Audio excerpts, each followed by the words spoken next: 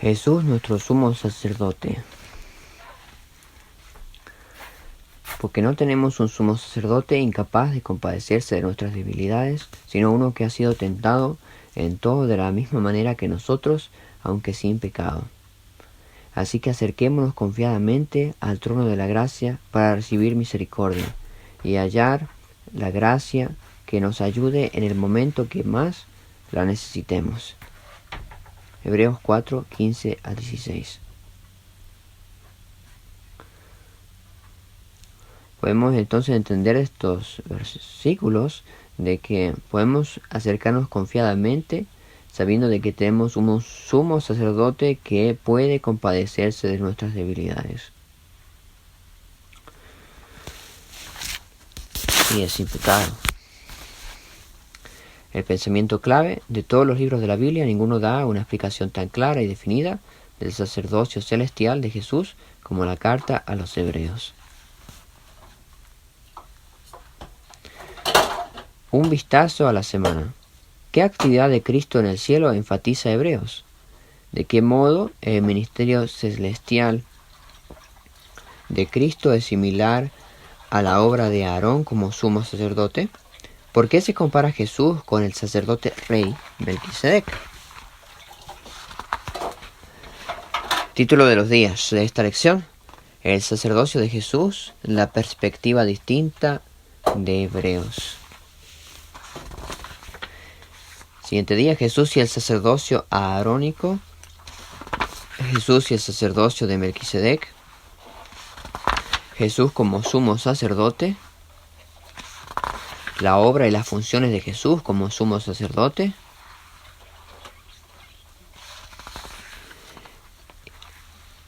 Y vamos al resumen. Dice: Hebreos nos informa acerca del sacerdocio de Jesús y lo define. Su ministerio superior sigue el orden de Melquisedec y sin embargo no deja de tener relación con el sacerdocio levítico. Cualesquiera que sean los vínculos con ambos sacerdocios, el ministerio de Cristo excede a ambos infinitamente. Amén. ¿Qué? Vamos al día domingo. Dice: el sacerdocio de Jesús, la perspectiva distinta de Hebreos. Ahora bien, el punto principal de lo que venimos diciendo es que tenemos tal sumo sacerdote, el cual se sentó a la diestra del trono de la majestad de los cielos. Hebreos 8.1. En Hebreos se usan tres expresiones para describir el ministerio de Cristo en el cielo: sacerdote, sumo sacerdote y sacerdocio. Ninguno de estos términos específicos se usa para Cristo en el resto del Nuevo Testamento. De este modo, Hebreos tiene un énfasis que no se encuentra en ninguna otra parte de las Escrituras. El concepto de sacerdote o sacerdocio aparece muchas veces en hebreo, aunque también describe el sacerdocio levítico y el de Melquisedec. El contexto en hebreos es siempre el sacerdocio de Jesús. Lee los siguientes pasajes. ¿Qué están diciendo todos en común? ¿Cuál es el punto básico que están enfatizando? ¿Por qué este es importante para nosotros? Y tenemos aquí una lista un poco extensa de una lista moderada de versículos en cuanto al sacerdocio de Cristo, de Hebreos capítulo 2, 3, 4, 5, 7 y 8. Bien. Vamos entonces a ver estos textos que nos hablan del sacerdocio de Jesús. Comenzando con Hebreos capítulo 2, versículo 17, dice: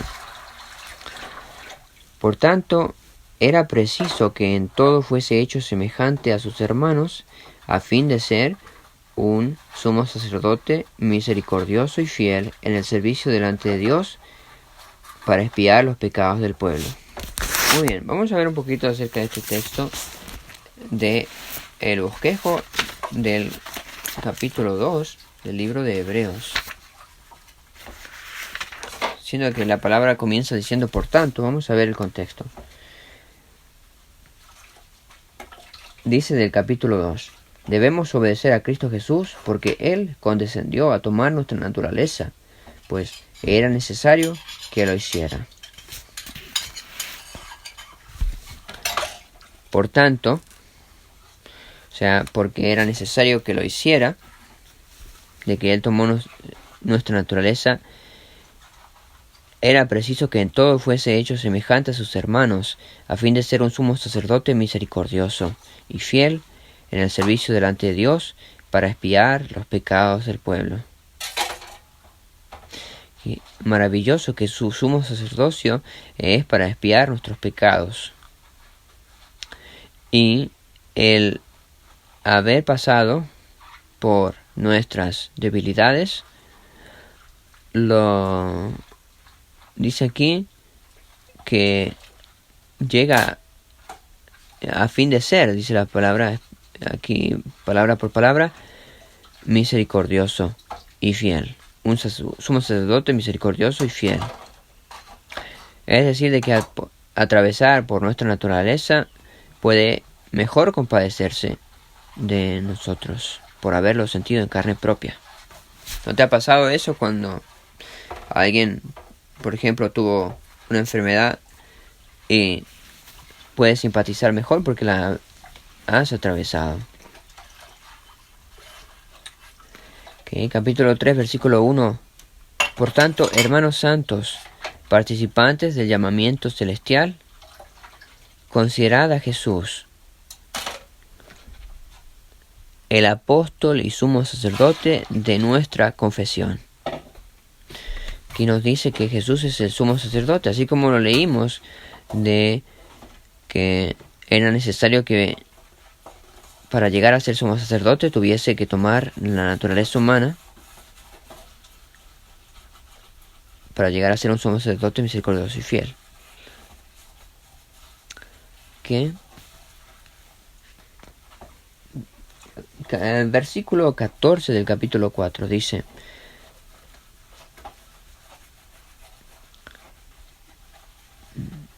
por tanto, teniendo un gran sumo sacerdote que ha traspasado los cielos, Jesús, el Hijo de Dios, retengamos nuestra confesión. Amén. Versículo 6 del capítulo 5. Como también dice en otro lugar: tú eres sacerdote para siempre según el orden de Melquisedec. Capítulo 7, versículo 15. Esto es aún más evidente si otro sacerdote se levanta a la semejanza de Melquisedec. Vamos a ver un poquito el contexto. Dice: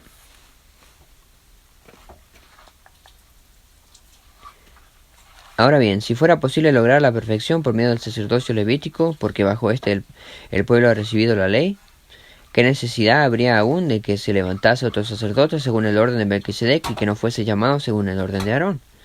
Porque de haber cambio de sacerdocio, es necesario que también se haga cambio de ley. Pues aquel de quien se dice esto es de otra tribu, o sea, de Judá, de la cual nadie ha servido en el altar. Porque es evidente que nuestro Señor nació de la tribu de Judá, sobre la cual Moisés no dijo nada en cuanto al sacerdocio. Esto es aún más evidente si otro sacerdote se levanta a la semejanza de Melquisedec, es decir, fuera de los israelitas. ¿Okay? Versículo 17. Vamos a seguir la lectura del 16 en adelante. ¿Quién no ha sido constituido conforme al mandamiento de la ley acerca del linaje carnal, sino según el poder de una vida indestructible? Esto quiere decir de que Jesús no fue constituido bajo la ley de Moisés, es decir, de la que debía ser descendiente de Aarón, sino bajo el poder o según el poder de una vida indestructible. Pues de él se da testimonio: tú eres sacerdote para siempre según el orden de Melquisedec. Esto está en Salmo 110, versículo 4. O sea que él puede ser sacerdote para siempre porque tiene una vida eterna. Amén. Qué gran bendición. Versículo 21. Sigamos con la lectura. La verdad, el mandamiento anterior fue abrogado por ser ineficaz e inútil, porque la ley no perfeccionó nada. Sin embargo, se introduce una esperanza mejor, por la cual nos acercamos a Dios, y esto no fue hecho sin juramento. Los otros fueron hechos sacerdotes sin juramento, mientras que éste lo fue por el juramento del que le dijo: juró al Señor y no se arrepentirá, tú eres sacerdote para siempre. Gracias a Dios. 8.1. En resumen, lo que venimos diciendo es esto. Tenemos tal sumo sacerdote que se sentó a la diestra del trono de la majestad en los cielos. Versículo 2. Ministro del lugar santísimo y del verdadero tabernáculo que levantó el Señor y no el hombre. Okay. Sigamos con la lectura de la lección. Dice: Hebreos habla de Jesús en su carácter de Mesías, tanto como de su sacerdocio. En el Nuevo Testamento se cita con frecuencia el Salmo 110, pero siempre solo los primeros versículos. La excepción está en Hebreos, que cita Salmo 110.4, además del versículo 1. El Mesías, al que se refiere Salmo 110.1, también fue señalado por Dios como sacerdote para siempre según el orden de Melquisedec en Salmo 110.4. De este modo, su carácter de Mesías y de sacerdote aparecen tanto en el Salmo 110 como en Hebreos. Vamos a ver entonces un poco acerca de el Salmo 110 para ver esta descripción fascinante que hace de Jesús como no solamente el Mesías, sino como el sacerdote también, y sumo sacerdote bajo un juramento. Salmo 110.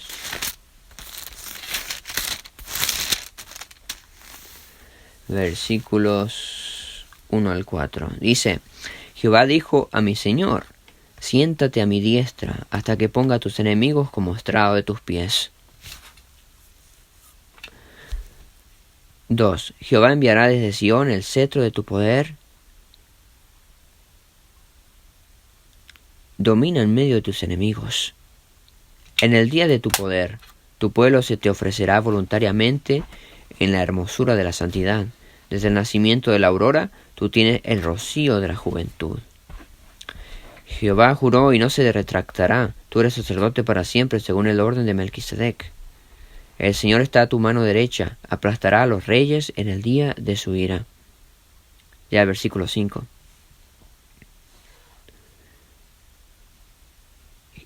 Juzgará entre las naciones, las llenará de cadáveres, aplastará a los jefes sobre la extensa tierra, beberá del arroyo en el camino por lo cual levantará su cabeza. Me hace acordar a la historia de Gedeón.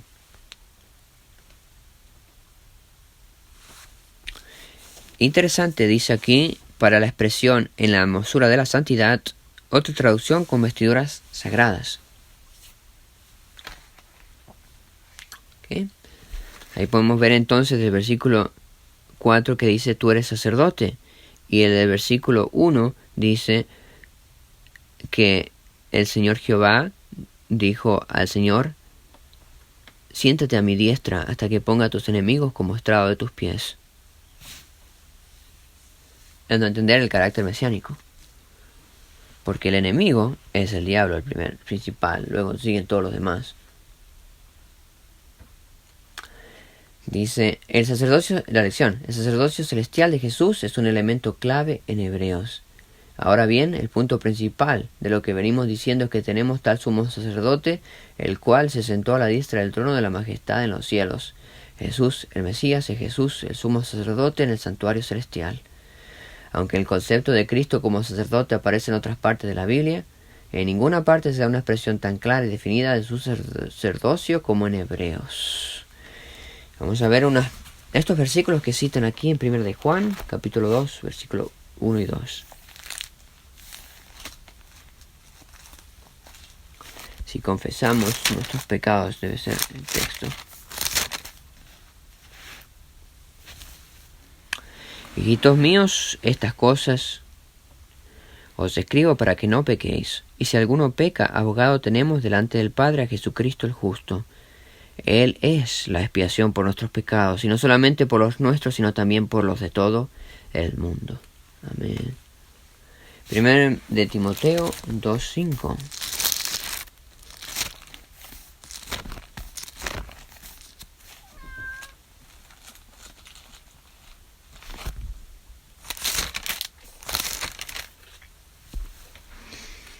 Porque hay un solo Dios y un solo mediador entre Dios y los hombres, Jesucristo hombre.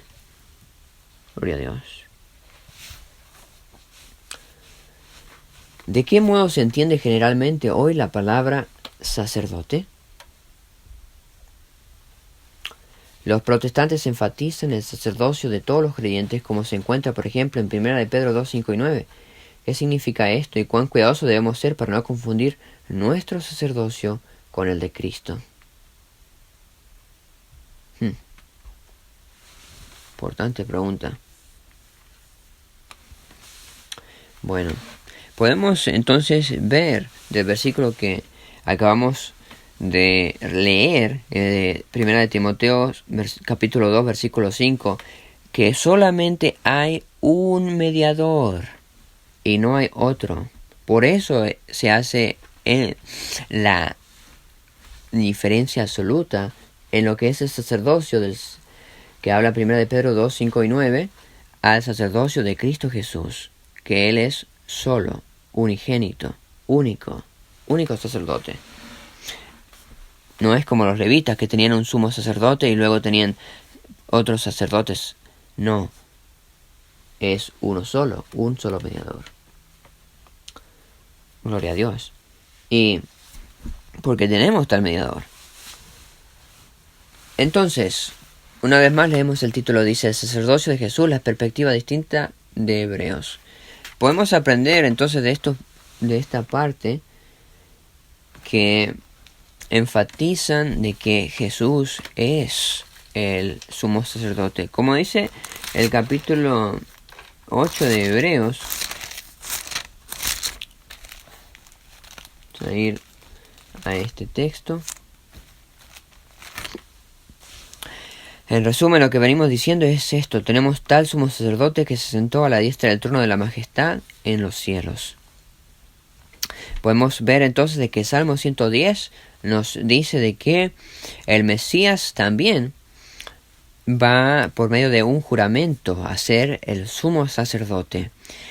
Entonces Jesucristo, Mesías, viene a la tierra y padece, sintiendo el peso de la enfermedad de la humanidad y sintiendo la misericordia, por ende, de haber sentido la debilidad del hombre.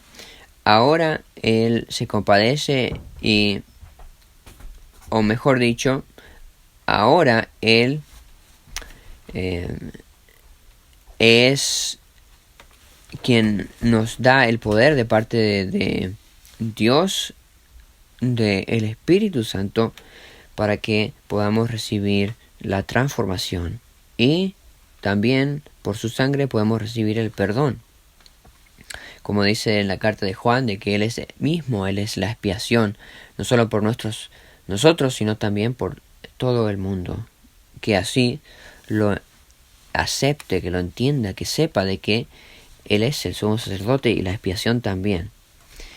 Y que Él tiene una vida indestructible, entonces es sumo sacerdote para siempre. Es decir, mientras dure el ministerio sacerdotal. ¿Dónde ocurre este sacerdocio? Dice aquí, ministro del lugar santísimo y del verdadero tabernáculo que levantó el Señor y no el hombre. Entonces, Él es ministro en el tabernáculo original, no el del arónico. Es el tabernáculo que Dios hizo y no el hombre.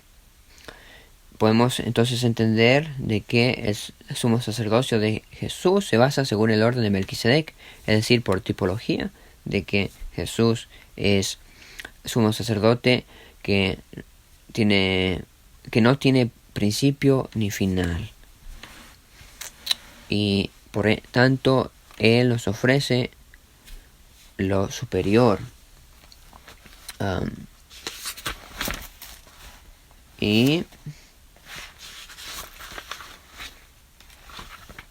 con esto entonces, pues agradezcamos de todo corazón de que hubo uno y hay uno que nos da gracia y poder. Amén.